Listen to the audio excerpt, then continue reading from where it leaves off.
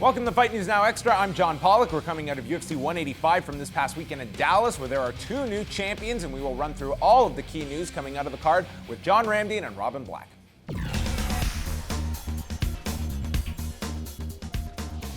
Rafael dos Anjos put on the performance of his career on Saturday night, controlling and dominating Anthony Pettis over the course of 5 rounds to become the new lightweight champion. Dos Anjos connected with a shot right away in the fight, with Pettis noting that he couldn't see out of his eye for the rest of the bout due to the blow. Dos Anjos later revealed he blew out his MCL a few weeks ago and couldn't wrestle leading up to the fight. It's unknown at this point if he will need surgery. Jedrzejczyk made it look easy against Carla Esparza on Saturday, with Esparza constantly shooting for the takedown and being stopped on 16 of 17 attempts. Once Jedrzejczyk had the takedowns timed, she made Esparza pay each time with knees, elbows, and a fight-finishing series of strikes to Esparza up against the fence in the second round to earn the victory and become the new strawweight champion. And finally, Johnny Hendricks rebounded after his title loss to Robbie Lawler with a commanding decision win over Matt Brown. Hendricks showcased his wrestling with repeated slams and then putting lots of pressure on top of Brown throughout the fight. Hendricks noted he wasn't very happy with his performance, but it was a strong one and puts Hendricks in line for an eventual title rematch after Robbie Lawler and Rory MacDonald meet for the gold in July at UFC 189. This Saturday night, the UFC is back in Rio de Janeiro, Brazil. We will have a 1-hour preview show live here on the network at 7 p.m. Eastern with John Ramdine, Robin Black, and myself, leading into the prelims, which will be airing right here on Fight Network. 4 fights coming to you from Brazil on Saturday night. Here with John Ramdine and Robin Black, we are coming out of UFC 185. Robin, last week you looked at the greatest hits of Anthony Pettis. We saw many of them towards Anthony Pettis on Saturday, but I want to know your thoughts on the hit single that was not such a hit on Saturday night, and that was Carla Esparza's rendition of All the Single Legs. Ooh. All the single legs, no single legs. She tried a single leg, didn't get no single legs. Yeah, I mean, get sued for that? Yeah, I don't know. It's parody law. Yeah, it's a parody law. Though we'll blur this out, I think. But yeah, I mean, I don't know. Her performance was a little flat, to say the least, just like the way I sung that. A little flat. I love how you tie it all in. Yeah, let's tie that whole thing together. And yeah, she couldn't get in on the single. The single doesn't, most people don't even shoot the single anymore because of the advanced level. Also, you know what usually doesn't work is just when you go and start training MMA in a gym, in like week 6, they'll go, okay, this is a sprawl. Take your hip and drive it to the mat. That doesn't work on people. It's, you know, the game has advanced so far beyond what we were seeing out of her on the weekend.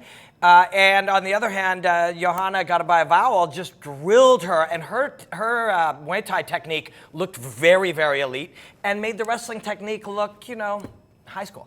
Seemed like it was one game plan for Carla Esparza, and we saw the stats. 17 attempted takedowns, only successful with one of them. And once Joanna figured that out, John, it was just making her pay every single time she shot in. It was just a losing strategy that she wasn't able to adjust from. Yeah, I don't want to seem mean, but we talked about it going into this fight. It's Carla Esparza. She had the opportunity to tell everybody, I am really the best 115-pound female fighter on the planet, and she didn't do that. Like, not even close to doing that. She wasn't in control, in my opinion, ever throughout this fight. So she had the opportunity to put on a show. Even by having a losing effort, you could still have a great performance, and she just looked flat. Yeah, and while we're being a little hard, you look at it, and it really She was the co-main event. I'm not trying to be mean, but again, this is the co-main event. There are other fighters on the undercard that should have had that spot. Hendricks Lawler. But I mean, they're on the main card, but you know, the UFC puts this title around her waist, so everybody thinks, oh, we're looking at the best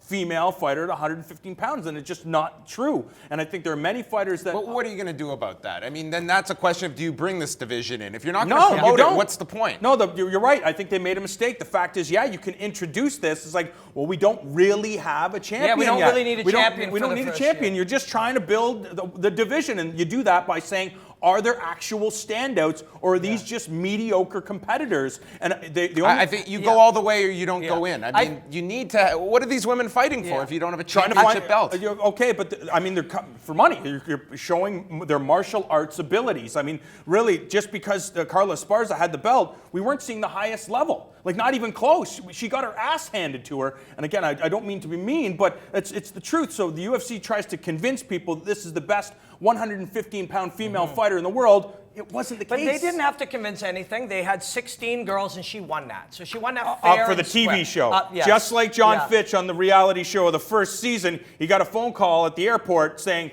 you're not in the show. We all know that you're better than most of the guys, but we're trying to put a TV show That together. is part of the deal, and we ended up seeing it. But to be fair, she's very talented. Her wrestling is very good. I think it is the best in the division. Some of what we saw was what happens when you put that much pressure out there. You put that much, you are the champion. Look at what Ronda's doing. Look at what a big star she is. Look at what you can become. That's a lot of pressure for a young lady who only a few months ago was fighting in Invicta.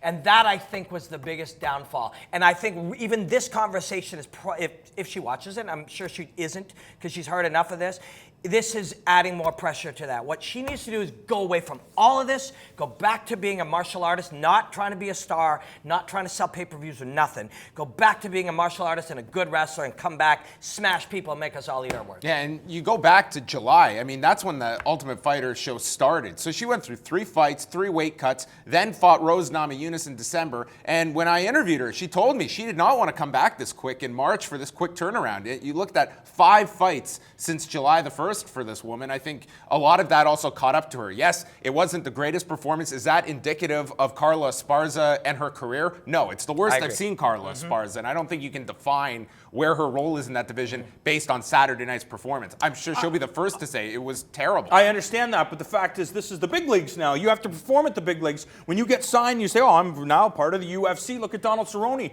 Donald Cerrone doesn't take... If I have to fight 7 times in a year, I'm going to do it. I rise to the occasion because the goal is to be the best in the world. And, you know, to have all these excuses, you know, you understand why she lost the title. And that's what champions do. And that's how long-term holding champions hold it for a long time. And I mean, we're not going to get to it today, which is crazy because Rafael Dos Anjos just had a brilliant performance against Anthony Pettis. You'll have to tune in tomorrow, and we'll have to dig into that one then. But real great champions are going to be tested at every level. Hendricks got to the top and lost the very next one. Pettis got to the top and only knocked out, defended it once. You know, this is hard to do, and never mind all the extra weight that we've all put on Carla Esparza. She went from just being in Invicta to wondering if she's a star. Am I famous? What do I need to do? I mean, am I big? Am I selling? Am I living up to expectations?